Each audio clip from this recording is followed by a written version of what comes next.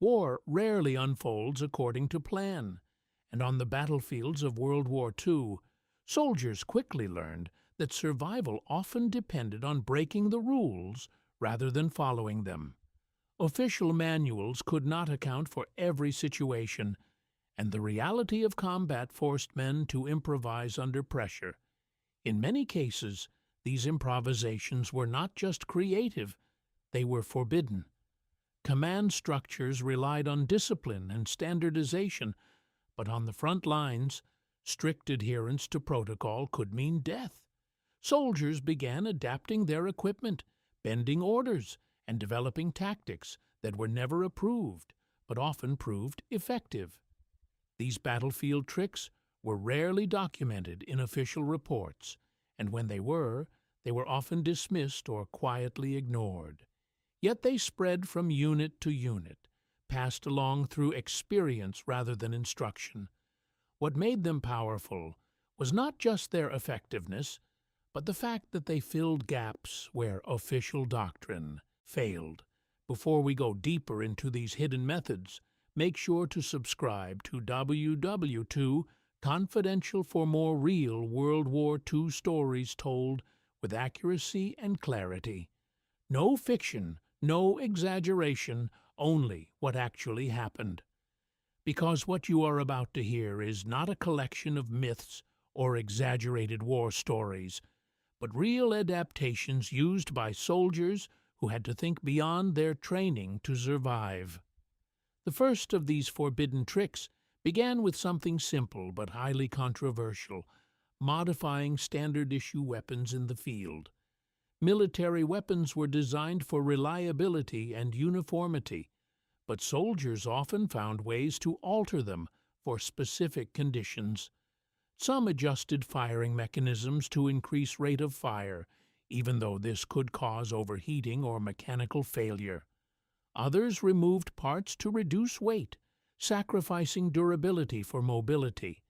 In certain units, soldiers even modified ammunition usage, loading rounds in ways that were never intended, increasing short-term effectiveness at the cost of long-term reliability. These modifications were strictly against regulations.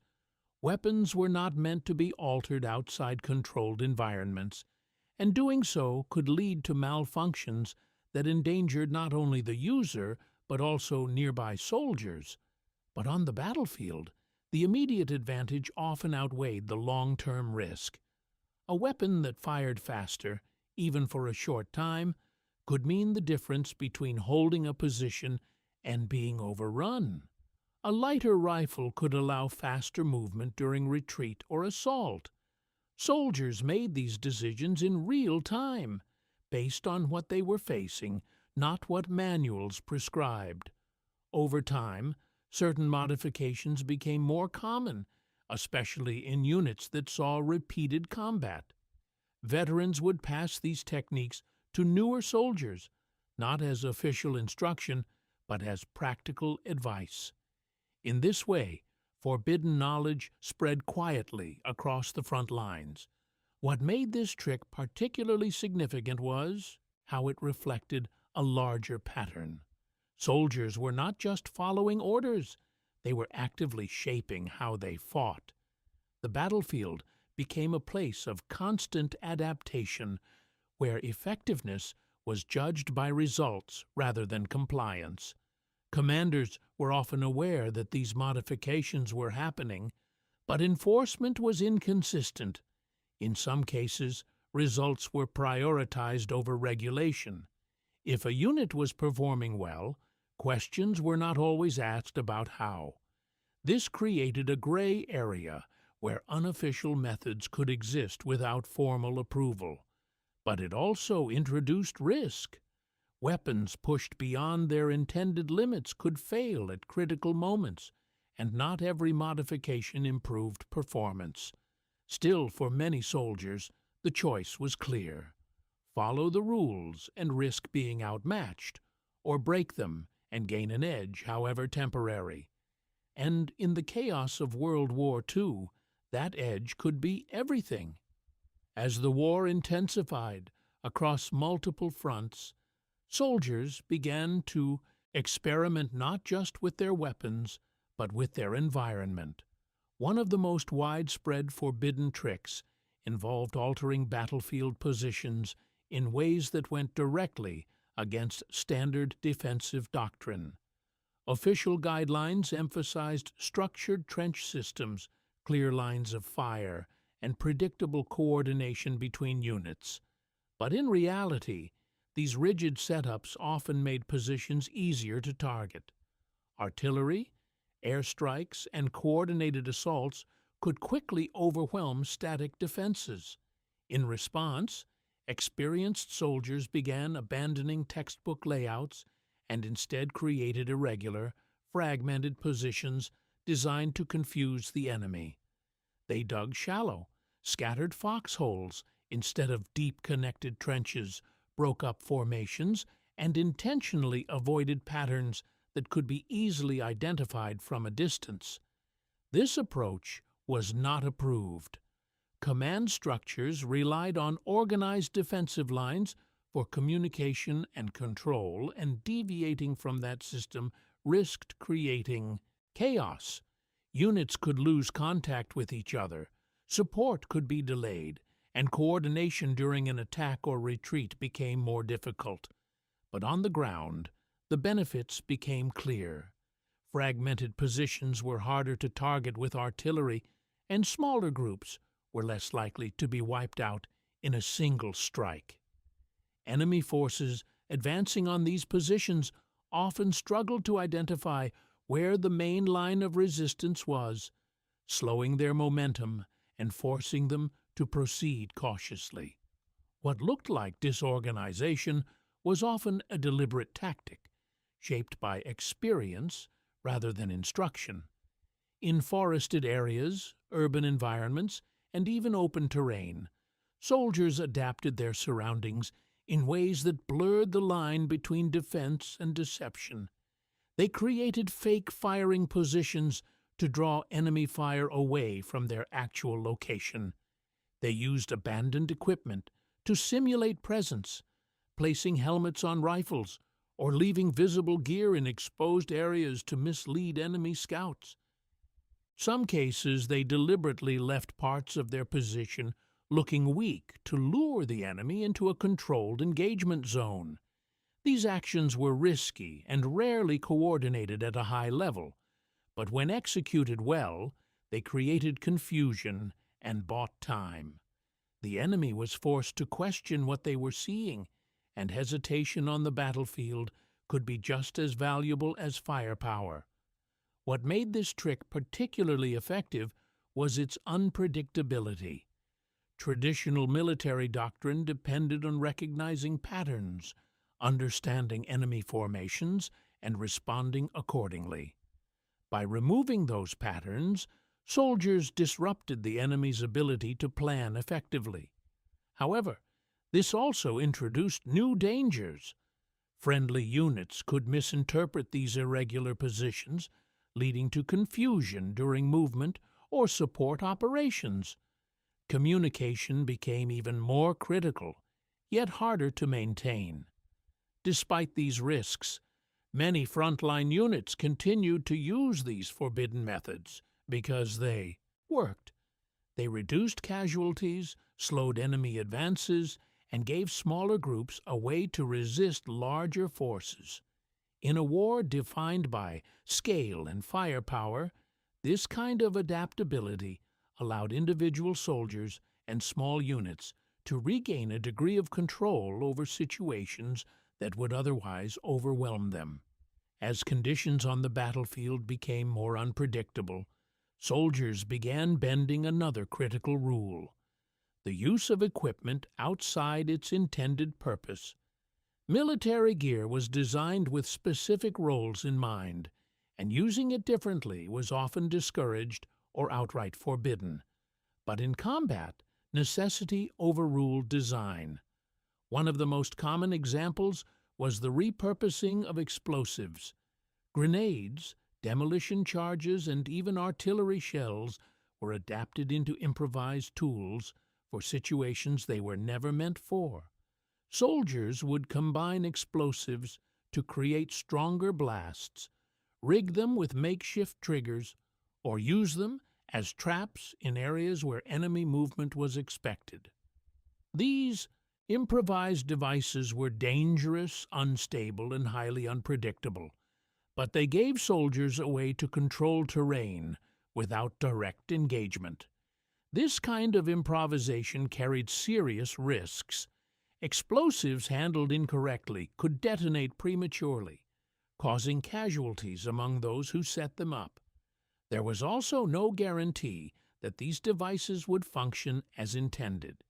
Yet, despite these dangers, they became increasingly common, especially in areas where resources were limited or standard support was unavailable. Soldiers in isolated positions, cut off from supply lines or reinforcement, relied on whatever they had available. By adapting existing equipment, they created new ways to defend positions, slow advancing forces, or protect retreat routes. These methods were rarely documented in official reports, but accounts from veterans reveal how widespread they became in prolonged engagements. Another variation of this forbidden trick involved using communication equipment in unconventional ways. Radios were designed for coordination, but soldiers sometimes used them to mislead the enemy. False transmissions were sent to create the impression of larger forces or different positions. In some cases, units deliberately broadcast misleading information, knowing that enemy forces might intercept it. This was risky, as it could also confuse friendly units or reveal real positions if done incorrectly. But when used carefully, it added another layer of deception to the battlefield. Information, just like firepower, could be weaponized. What made these tactics so impactful was their ability to shift control in unpredictable ways. Instead of relying solely on direct confrontation, soldiers began shaping the battlefield through indirect means. Traps, deception, and improvised use of equipment allowed smaller units to influence larger engagements. However, these methods also blurred the line between controlled tactics and chaos. Without clear guidelines, success depended entirely on the judgment of those involved. Some attempts failed, leading to unnecessary losses, while others proved highly effective. Despite the uncertainty, these forbidden methods continued to spread because they offered something official doctrine could not always provide: flexibility. And in a war where conditions changed rapidly, flexibility often determined survival. As the war dragged on and conditions became more extreme, soldiers began pushing another boundary that was rarely discussed openly: altering their own appearance and identity on the battlefield. Military rules were clear about uniforms, insignia, and identification. These standards existed to maintain order, prevent confusion, and ensure recognition between friendly units. But in certain situations, especially behind enemy lines or in chaotic environments, soldiers began ignoring these rules. They removed insignia, mixed pieces of different uniforms, or deliberately changed their appearance to blend into surroundings. In urban combat or dense terrain, this made it harder for the enemy to identify them quickly. In some cases, it allowed soldiers to move through contested areas with less risk of immediate detection. This practice was highly controversial. Altering uniforms or disguising identity could create serious risks, not just from the enemy, but from friendly forces as well. Soldiers who could not be easily identified might be mistaken for hostile troops, leading to friendly fire incidents. There were also legal and ethical concerns. Certain forms of disguise could be considered violations of the rules of war, especially if used to deceive the enemy in ways that crossed established boundaries. Despite this, the reality of combat often forced soldiers into decisions that prioritized survival over regulation. In situations where visibility meant vulnerability, reducing recognition became a form of protection. Another variation of this forbidden method involved using enemy equipment. Captured gear was sometimes used out of necessity, especially when supplies ran low. Weapons, clothing, and even vehicles were taken and repurposed. This provided practical advantages. Enemy weapons could use readily available ammunition in certain areas, and wearing different gear could reduce visibility or confusion during movement.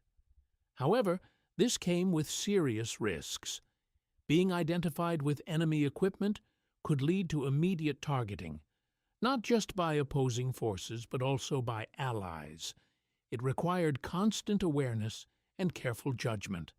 Soldiers had to balance the benefits of using what was available against the danger of being misidentified. What made this category of forbidden tricks particularly complex was the thin line between adaptation and violation. These were not simple adjustments to equipment or tactics. They involved decisions that could have long-term consequences beyond the immediate battle. Yet they continued to occur because they addressed real problems faced on the ground. Limited supplies, unpredictable environments, and the need to move without detection forced soldiers to think beyond established rules. In many cases, these actions were not recorded officially, but they remained part of the lived experience of those who fought. They showed how far individuals were willing to go to survive in conditions where standard procedures no longer applied. And once again, they reflected a broader truth about World War II. The battlefield did not always reward those who followed the rules, but those who knew when to adapt beyond them.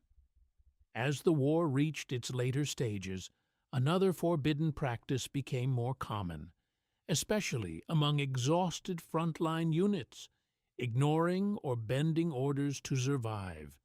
Military command depended on discipline and obedience, and following orders was considered essential for maintaining structure in large-scale operations. But in reality, conditions on the battlefield were not always aligned with what command expected.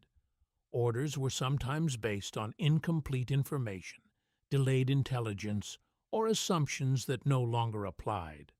Soldiers on the ground, facing immediate danger, were often forced to make a decision: follow the order exactly as given, or adapt it to the situation they were actually in. In some cases, this meant delaying an attack, refusing to advance, or retreating without permission. This was one of the most serious violations of military conduct. Disobeying orders could lead to severe punishment, including court-martial. Yet it still happened, and not always out of fear or reluctance. Often it was a calculated decision based on survival. Soldiers who had experienced multiple engagements understood that blindly following a flawed order could lead to unnecessary losses. They adjusted timing, changed routes, or waited for better conditions, even if it meant technically breaking protocol. These decisions were rarely documented in detail, but many accounts from veterans reveal how common they were, especially in chaotic or poorly coordinated situations. The battlefield did not allow time for perfect communication, and those closest to the action often had the clearest understanding of what was actually happening. Another form of this forbidden behavior involved selective execution of orders. Instead of rejecting a command entirely, soldiers would carry out parts of it while ignoring others. For example, a unit might advance as instructed, but avoid a specific route known to be dangerous, or they might hold a position longer than ordered because retreating would expose them. This allowed them to maintain a degree of compliance while still adapting to reality. It was a balance between discipline and judgment. Too much deviation could create disorder, but too little flexibility could result in failure. Soldiers constantly navigated this balance, often without guidance. What makes this final category significant is that it highlights the ultimate limit of control in war. No matter how detailed the plans or how strict the command structure, the outcome still depended on individuals making decisions under pressure. These forbidden actions were not acts of rebellion, but responses to situations where standard procedures were no longer enough. In many cases, they saved lives. They allowed units to avoid unnecessary losses, maintain effectiveness, and continue fighting under conditions that would otherwise overwhelm them. While official histories often focus on strategy and command decisions, these moments reveal a different layer of the war, one shaped not by orders alone, but by the people who chose when to follow them and when to adapt.